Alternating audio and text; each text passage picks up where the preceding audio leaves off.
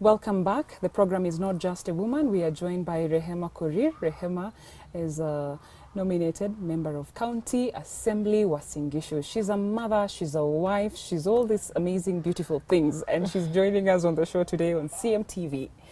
Now, challenges. Challenges. Within your own workspace, as you're working for these women that we're talking about, what are some of the things that you think were challenging to you that you'd want to articulate here, and how did you go about overcoming them? Because they're always challenges. Okay, sure. Thank you very much, Rose, once again. When we talk of challenges, Rose, when we came in, not only me as Rehema, but when we came in as a county government, or as a devolved government, expectations were very high. Yeah, the bar had been set so high for all of us. The governor was the governor for the first time. The senator was the senator for the first time. We were the MCAs, the pioneering for the very first time. Yes. Nobody knew what would happen. Structures were being put in place. Yeah, the officers were new. We knew that we were sent there to represent through budget and through legislation and through all that. But we didn't really know how we would handle this. Yes. So the expectations now, when it comes to women, were again very high. Yes. Women expected a lot from us. I went to so many women groups in the village, and they kept asking, why haven't you sent us money? You said you would give us money ya kufuga kuku. You said you would do this. And then you didn't know how to do it. You can't tell a woman in the village that it's a process. Yes. Budgeting has to be done. No, they don't and they have to understand prioritize. Process. They do not understand we the want process. Our money. We want our money. That's what you said. You promised this. And then again, sometimes we went to the villages to do vetting of those women groups. Yes, yes. And how do you explain to this particular group that they were not chosen and this one was chosen? Yes. How do you even explain that? Yes. So it was so overwhelming, and not only for me, but for even the governor himself. He was feeling just overwhelmed. Okay. But I want to say that, like now, for the leaders who are getting back the second time, it is going to be so easy because that transition has taken place. Structures are now in place. We now know how far we've gone. We've been able to assist women. Like, I'm sorry for cutting you. We've been able to assist women. Like we introduced a program called Inua Mama na Kuku. Yes. Inua Mama na Kuku is a program that touches on the village lady in those groups, those village groups. We give them chicken, and then we finance them, and we even introduce them to the market. Okay. Yeah. I actually wanted to talk. I wasn't catching you in. It's good you continued because you were just answering what I had asked. I wanted to talk about charted waters. What you're basically saying is that you guys were going into uncharted waters. Yes, Nobody had traveled that sea before, that road before. You were the pioneers. Yeah, we are the but now pioneers, you have already made the way for other people to do better than you. Yes, yes. Some of the things that people will remember Rehema for as she served the women. These women, what will they remember you for that you can actually say to us? Find meaningful expression to say these things. That this is what I did, this is my legacy, this is what I did for the people, for the women. Sure. Through the Department of Trade, we were able to work together, and we even went to meet the widows. I remember I had a meeting at Cabernet where we had over 300 widows, single women and widows, and we were introducing them. You remember in the era of Moi, there were cooperatives, Yes. and it came until it died. Yeah. So we were kind of reviving and introducing women now into being in cooperatives where they can save and borrow money. All right. Yeah. Now, but as a person now, personally, I feel like I've been able to stand there and speak on I may not even pinpoint and say this is what I did personally, but I was in that house, Rose. I was in that house, and every time a legislation was being made, my vote went in, and I voted for what was going to support women. Right. That one I can stand to say and say, even if nobody knows, I know for sure that I stood there in Parliament every day. I contributed and I brought in motions. I brought in so many motions that I know for sure is going to help a woman somewhere. Some of the motions are not even directly to women per se, like the transport motion. I brought in a motion that would handle the general decorum in town, like how do you park your motorbikes, how do we, even the spitting, someone said it was a spitting motion, do not spit in town. Yes. It's still underway. We are yet to implement. What we do. People still spit in yes. town. They do, Rehema. They still do. They do worse things than spit. They still mess around. What I would say, like I was saying, structures have been, you can't just, like when that motion actually included the street children. Yes. I brought the issue of street children by Okay. the way, and the issue of motorbikes, the What way about, they move what about around. street children? Yeah, that is what I'm getting into. What I want to say is that whenever we do these things, you can't do it like swiftly, the way you expect, the way Mwananchi would expect you to act, like act on it today. Right. Like when you talk about the street children, for example, this is a menace that you can't handle in a day. The government of Uasin Gishu is now underway in trying to, because when you remove these street children, where do you take them? Right. Where do you take them? You have to categorize them. There are those that who are totally orphans, they don't have anybody, so they need a children's home. We're actually working on a very big boys and girls dormitories in Kiplombe. That's what we are going to do. Okay. So soon, in a month or two, we are going to be taking them. Then we have to categorize them to know who is an orphan, who is being sent like intentionally by the parents to go and beg in the streets. Yes. And there are also street parents who are there with their own children. You know? So we had to find a solution. We cannot act on it. I know it's a big menace, but we can't act on it the very same day. Okay. When you talk about trolleys, you know the trolleys, the ones that they push in town. Yes. You can't say today, now we are going to sanya all of them and take them to yard. Yes. This is a livelihood of someone. We have again look at the impact. Right. What will happen? We are Right. going to increase crime and all that. So we have to create a way that we don't take this bread away from these people and we don't give them an alternative. All we want is a good plan and a way of doing things. Okay. So I know I'm a woman, but then again, I do other things that don't just touch on women as alone. Okay. There are other things that would directly and affect the society as a whole. Okay. And I'm proud to have been in that house. Okay. Ms. Rehema. Yeah. Family life. Are you married, Rehema? Can we confirm that you're married? Sure, Rose, I'm married. How does this politics and leadership work with marriage? Because that's another institution. Politics is another institution, and you're juggling these two institutions. And then are there children involved?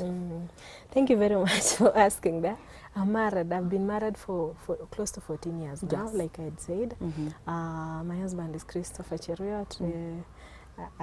I'm just happy and I'm blessed. I'm a mother of 3. Yes. 10-year-old, 7-year-old, and 2-year-old. Yeah, I must say that my journey into politics has been a long process. It has been. I just want to thank my husband. He has been supportive, very supportive. It's not easy. This is the kind of job that you would go into meetings at night, maybe late into the evening, you're still seated somewhere. I can imagine. Yeah, so there are times I could even, I remember there's been a time we had a meeting at Comfy, and he's somewhere just seated there. Nobody knows him, but he's taking coffee waiting for me because it's going to be late, you know? So that is even one of the challenges that I've always had, having to balance, be a mom, be a wife, be a leader, make sure that everything is okay. When I enter my gate, I leave everything else, and still people will still call me when I'm home. I have an arambe, we need to do this and that, and still be able to take my children for swimming, and still make the right food for my husband, and make sure his clothes are okay, and all that. It has not been easy, but I want to say that that is what has built me. It has given me strength, you know. I know until you have a challenge, you cannot really know how much strength you have. And I know for sure I've been able to rate myself. I know I can multitask. Something that men cannot do. I can be chatting on phone and feeding the baby and breastfeeding and still talking to my husband and still sending for some plate in the kitchen. You know, we do all these things. So, we are going into another election period. And I want to talk about that. What next for you? Do you see yourself vying for another position in politics? Do you see yourself in the world of politics, or this is it for you? Actually, I would have really loved it. There's even a time I wanted to stand for Senate. Yeah, I had really shown a lot of interest, and I was going to have a strategy. And I know leadership is in me, but I know for sure it doesn't have to be in Uasin Gishu. I'm saying that because while we were planning, my husband got a job in Sydney, Australia. Wow. And he had to leave. So family comes first. So somehow I have to make sure that I take the children and we be together. So that is why I may not buy in this. Does that mean that you want to leave and go to Sydney, Australia? Do you want to emigrate now? What are you saying? That's what we feel like we are going to do probably next year. Yeah, but then again, you can never really say. The future holds so much for us. Okay. It holds so much for us. You never know, maybe something else will come up. But right now, in terms of politics, I want to say that it has made me grow. It has hardened me up. It has given me a thick skin. One thing that politics has done is that it has really increased my patience. You have to be patient. Yes. You really have to be patient or you'll burst. Okay. I've known what I can do. I've known my limits. Yeah, I've known that I can. It has even made me a better person. I've ever heard people say that, how do you send your wife to politics? You know, how is it even gonna work? She's a wife. You're exposing people are telling this to your husband. Yeah, of course, we've had these many stories. Okay. How do you let your wife be in politics? But I want to tell a woman out there that you can be a leader. You know, you may not be a politician, but you are still in the streets of Eldoret, for example. Okay. County Assembly or the leadership, the positions that we are holding now are still in the streets of Eldoret, is still in the same society that we've always been. What would you say? That we've always been. Nothing has changed. It's only that I now have a political office. That is your message for the women. That's my You message. can be a leader. You can be a leader and still be a wife, still be a mother, still manage. What is your message to the men? Because you're also married and you have a husband. There's always this idea that, you know, in politics, women who go into politics are really wayward women. They're women who are not married. They can't stay with husbands. These are women who kichwa ngumu. Yeah. You know, basically. Sure. Or they're immoral even. That is why they're in leadership. That's Hii what, mama ya siasa. Yeah. Wazuri. Yeah. What would you say to a man whose wife says, you know, I want to rise to the occasion and be a women representative, be a senator, even a governor? I want to say to the men that you are just underestimating that woman. She has what it takes. All right. And you do not have to be immoral when you're in politics. She's holding a leadership position. If you made a choice and she was your choice, why would you think that everyone else would be making the wrong choice by electing her? Okay. Let me just encourage those women to come out. Come out and let us support each other as women.